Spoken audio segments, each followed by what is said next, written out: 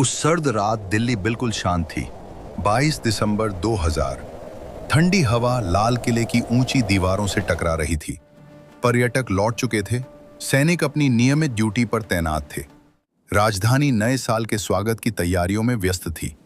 किसी को अंदाजा नहीं था कि कुछ ही पलों में भारत की सबसे ऐतिहासिक और प्रतीकात्मक इमारत गोलियों की आवाज से गूंज उठेगी। लेकिन ठीक रात लगभग 9 बजे 3 हथियारबंद आतंकवादी लाल किले के परिसर में दाखिल हुए। उनके पास AK-47 राइफलें थीं। वे चुपचाप भीतर तक पहुंचे और अचानक अंधाधुंध फायरिंग शुरू कर दी। गोलियों की आवाज ने सर्द रात की खामोशी को चीर दिया। 7 राजपूताना राइफल्स की टुकड़ी वहां तैनात थी और अचानक हुए इस हमले में 2 सैनिक शहीद हो गए। एक नागरिक सुरक्षा गार्ड ने भी अपनी जान गंवा दी। हमला कुछ ही मिनटों में हुआ और हमलावर अंधेरे का फायदा उठाकर फरार हो गए। लाल किला सिर्फ एक स्मारक नहीं, बल्कि भारत की अस्मिता का प्रतीक है। हर 15 अगस्त को यहीं से प्रधानमंत्री तिरंगा फहराते हैं। ऐसे स्थान पर हमला करना सिर्फ सुरक्षा बलों पर नहीं, बल्कि पूरे देश की भावना पर हमला था। साल 2000 का समय पहले ही संवेदनशील था। कारगिल युद्ध को 1 साल हुआ था और भारत-पाकिस्तान संबंध तनावपूर्ण थे। आतंकवादी गतिविधियां जम्मू कश्मीर में जारी थीं। इसी पृष्ठभूमि में यह हमला हुआ, जिसने पूरे देश को झकझोर दिया। शुरुआती जांच में संकेत मिले कि इस हमले के पीछे पाकिस्तान आधारित आतंकी संगठन लश्कर-ए-तैयबा का हाथ था। हमले के तुरंत बाद दिल्ली पुलिस और केंद्रीय एजेंसियां सक्रिय हो गईं। जांच में सामने आया कि हमलावरों ने कथित रूप से लाल किले की पिछली ओर से प्रवेश किया था। सुरक्षा उस समय आज जितनी कड़ी नहीं थी। कुछ ही दिनों में पुलिस ने संदिग्धों की पहचान शुरू कर दी। इस मामले में मोहम्मद आरिफ उर्फ अशफाक नाम सामने आया, जिसे साजिश का मुख्य आरोपी माना गया।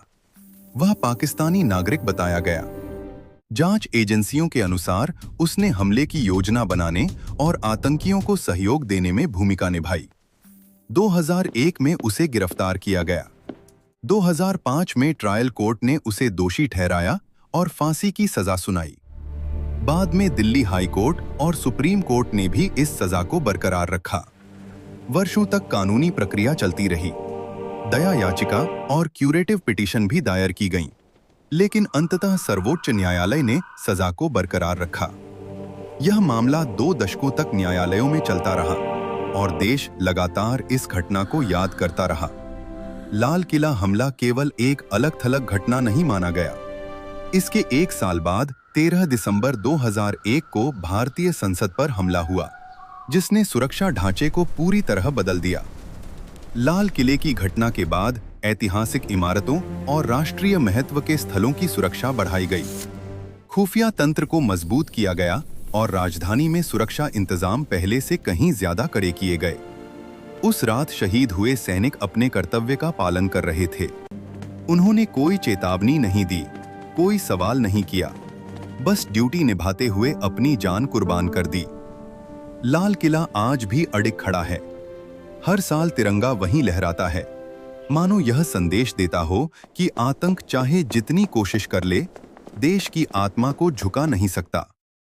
22 दिसंबर 2000 की वह सर्द रात भारतीय इतिहास में दर्ज है।